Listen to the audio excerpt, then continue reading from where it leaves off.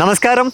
അരുണാചൽ പ്രദേശിലെ സീറോ എന്ന സ്ഥലത്തെ വളരെ സുന്ദരമായിട്ടുള്ളൊരു വയലിൻ്റെ അടുത്തു നിന്നാണ് ഞാനിപ്പോൾ ഇന്ന് വീഡിയോ ചെയ്യുന്നത്. ഇന്ന് ഷൂട്ട് ചെയ്യുന്ന ദിവസം സൺഡേ ആയതുകൊണ്ട് ഓഫീസൊന്നുമില്ല.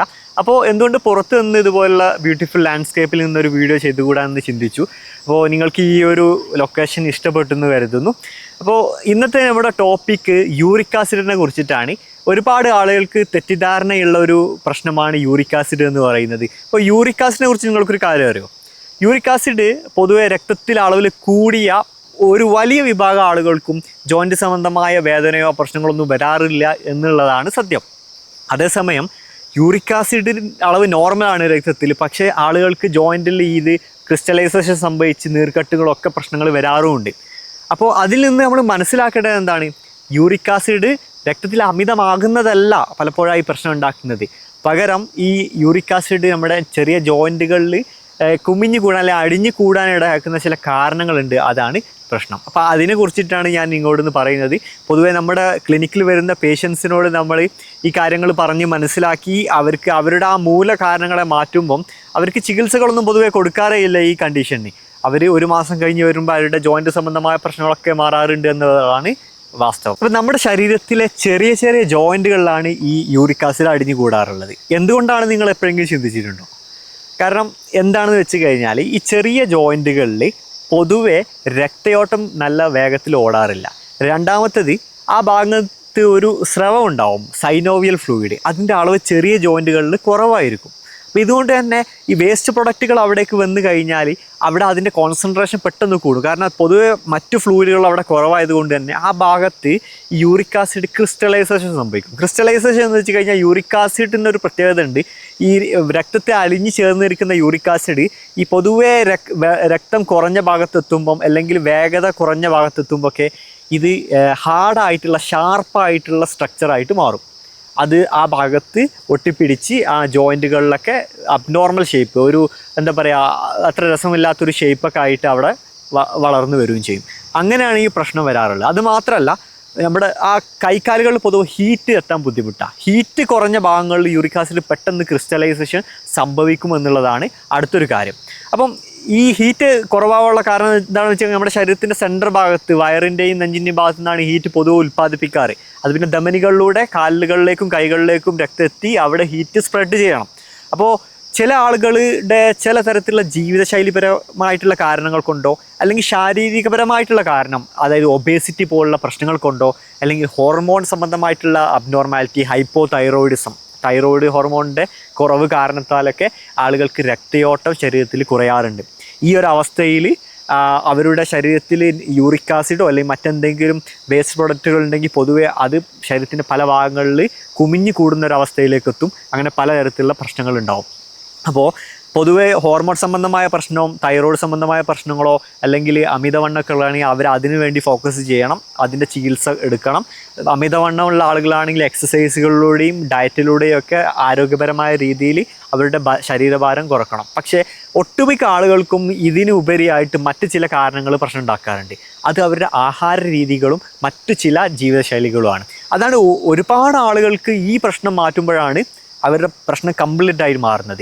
ആഹാര രീതി നോക്കുകയാണെങ്കിൽ ആളുകൾ ഇന്ന് ക്രേവിങ് ആണ്, ഷുഗറി ആഹാരങ്ങൾ കഴിക്കാൻ വേണ്ടി ക്രേവിങ് ആണ്, അല്ലെങ്കിൽ ജങ്ക് ഫുഡിനോട് ക്രേവിങ് ഉണ്ടാവുന്ന ഒരു തലമുറയാണ് ഇപ്പം നമ്മുടെ എല്ലാവരും. കാരണം നമുക്ക് കിട്ടുന്ന ആഹാരങ്ങളൊക്കെ പൊതുവെ റിഫൈൻഡ് ആയിട്ടുള്ള ആഹാരങ്ങളാണ്. പ്രത്യേകിച്ചും വെളുത്ത അരി, റിഫൈൻഡ് ആയിട്ടുള്ള ആട്ട, പിന്നെ മൈദ പ്രൊഡക്റ്റുകൾ, ബ്രെഡുകൾ, പിന്നെ ബേക്കറി പലഹാരങ്ങൾ, നമ്മൾ കുടിക്കുന്ന മധുര പാനീയങ്ങൾ, പുറമെ നിന്ന് വാങ്ങുന്നത്, പഞ്ചസാര ഇട്ടിട്ടുള്ള എന്ത് പ്രൊഡക്റ്റ് ആയിക്കോട്ടെ, ഇതെല്ലാം നമ്മുടെ ശരീരത്തിലെ രക്തത്തിൻ്റെ ഷുഗറിനെ പെട്ടെന്ന് വർദ്ധിപ്പിക്കും. ഈ രീതിയിൽ കഴിച്ച് ശീലമാക്കിയ ആളുകൾക്ക് തലച്ചോറിന് പിന്നെ ആ രീതിയിൽ ആഹാരം കിട്ടിക്കൊണ്ടേയിരിക്കണം, അതിനോടൊരു ക്രേവിങ് തോന്നുകയോ ചെയ്യും. ഇങ്ങനെ സ്ഥിരമായി കഴിക്കുന്ന ആഹാരം രീതി അത് ഒന്നാമത്തതാണ്. രണ്ടാമത്തത്, നമ്മൾ കരിച്ചതും പൊരിച്ചതും കഴിക്കാറുണ്ടല്ലോ. റിപ്പീറ്റഡ് ആയിട്ട് ഉപയോഗിച്ച ഓയിൽ തന്നെ വീണ്ടും ഉപയോഗിച്ച് കൊണ്ട് നിൽക്കുന്ന രീതി വേറെ നിൽക്കട്ടെ, അത് ഒരുപാട് കാലം മുമ്പേ നമ്മൾ പറയുന്നൊരു കാര്യമാണ്. പക്ഷേ അതിനുപരിയായിട്ട് നമ്മൾ പൊതുവെ ഉപയോഗിക്കുന്ന സൺഫ്ലവർ ഓയിൽ, സോയാബീൻ ഓയിലൊക്കെ റിഫൈൻഡ് ആയിട്ട് കിട്ടാറില്ലേ മാർക്കറ്റിൽ.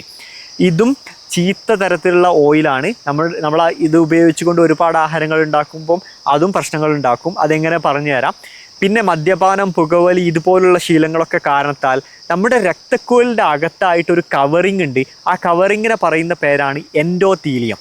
ഈ ഒരു കവറിങ് നല്ല രീതിയിൽ പ്രവർത്തിച്ചാൽ മാത്രമേ നമ്മുടെ രക്തം നല്ല രീതിയിൽ പമ്പ് ചെയ്യുള്ളൂ. കാരണം ഈ കവറിങ്ങിൽ നിന്ന് ചില രാസവസ്തുക്കൾ റിലീസ് ചെയ്യും, നൈട്രിക് ഓക്സൈഡ് പോലുള്ള. ഈ രാസവസ്തുക്കൾ ഈ രക്തക്കുഴൽ എത്രത്തോളം വികസിക്കണം എന്നൊക്കെ തീരുമാനിക്കുന്ന ഇവയാണ്. അപ്പോൾ നമ്മുടെ രക്തക്കുഴലിലൂടെ രക്തം ശരീരത്തിൻ്റെ എല്ലാ ഭാഗത്തും കൃത്യമായി എത്തണമെങ്കിൽ ഈ എൻഡോത്തീലിയം എന്ന് പറയുന്ന കവറിങ് നല്ല രീതിയിൽ പ്രവർത്തിക്കണം. പക്ഷേ നമ്മൾ അമിതമായി ഷുഗറി ആയിട്ടുള്ള ആഹാരം കഴിക്കുമ്പം, ഇതുപോലെ ചീത്ത കൊളസ്ട്രോൾ കഴിക്കുമ്പം, മദ്യപിക്കുമ്പം, പുകവലിയുമായി ബന്ധപ്പെട്ട കെമിക്കൽസ് രക്തത്തിലേക്ക് എത്തുമ്പോൾ ഈ കവറിങ്ങിനെ അത് ഡാമേജ് ചെയ്യും, അതിൻ്റെ ഫങ്ഷനെ അത് ഡാമേജ് ചെയ്യും. ഇപ്പം നൈട്രിക് ഓക്സൈഡ് പോലുള്ള രാസവസ്തുക്കൾ കൃത്യമായി റിലീസ് ചെയ്യാതാവും, ശരീരത്തിൻ്റെ പല ഭാഗത്തും കൃത്യമായി രക്തം എത്തില്ല, അത് മുഖേന ഈ ജോയിൻ്റ് സംബന്ധമായ പ്രശ്നം ഉണ്ടാവും, ചില ആളുകൾക്ക് ഹൃദ്രോഗം ഉണ്ടാവും. അങ്ങനെ പല വിധത്തിലുള്ള ആരോഗ്യ പ്രശ്നങ്ങൾ ആളുകൾ ഇന്ന് സഫർ ചെയ്യുന്നുണ്ട്. അപ്പോൾ ഈ ഒരു പ്രശ്നമാണ് നമ്മുടെ ശരീരത്തിൽ യൂറിക് ആസിഡ് പല ഭാഗത്തായി കുമിഞ്ഞു കിടാനുള്ള മൂല കാരണമായിട്ട് നമ്മൾ മനസ്സിലാക്കേണ്ടത്. അപ്പോൾ ചില ആളുകൾക്ക് ആഹാര രീതി മാത്രമല്ല കേട്ടോ. ഇപ്പോൾ ആഹാര രീതി ഒരുവിധമൊക്കെ ഓക്കെ ആയിരിക്കും, പക്ഷേ അവർക്ക് നല്ല രീതിയിൽ വ്യായാമം ചെയ്യുന്ന ശീലമില്ല, തീരെ എക്സസൈസ് ഇല്ല, ആക്റ്റീവ് അല്ല, ഫുൾ ടൈം ഇരുന്നു കൊണ്ടുള്ള ജോലിയാണ്. അത്തരക്കാരിലും അവരുടെ ശരീരത്തിൻ്റെ കൈകാലുകളിലേക്കൊന്നും നല്ല രീതിയിൽ രക്തം ഓടില്ല. അത് മുഖേനയും അവർക്ക് ഇതുപോലുള്ള പ്രശ്നങ്ങളൊക്കെ വരാറുണ്ട് എന്നുള്ളതാണ് നമ്മൾ മനസ്സിലാക്കേണ്ടത്. അപ്പോൾ നമ്മൾ ശ്രദ്ധിക്കേണ്ടത് ഈ ചീത്ത ജീവിതശൈലികളൊക്കെ മാറ്റിയെടുക്കുക.